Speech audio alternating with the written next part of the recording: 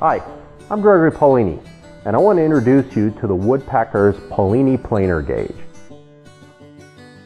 It's a classic go-no-go gauge to use at your planer to quickly identify the thickness of stock. Milling your stock accurately into a consistent thickness is critical for a successful project. On both sides, you'll find standard fractional inches.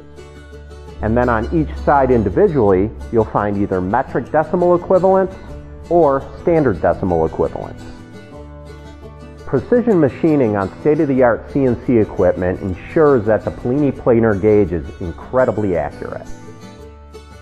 The Paolini planer gauge is made of durable phenolic resin. It's virtually indestructible. Phenolic resin is incredibly durable and incredibly stable.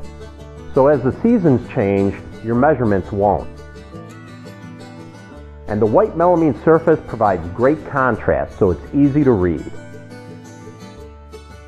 And the Paolini planer gauge is small enough to put in a pocket, or I prefer to just hang it on the planer.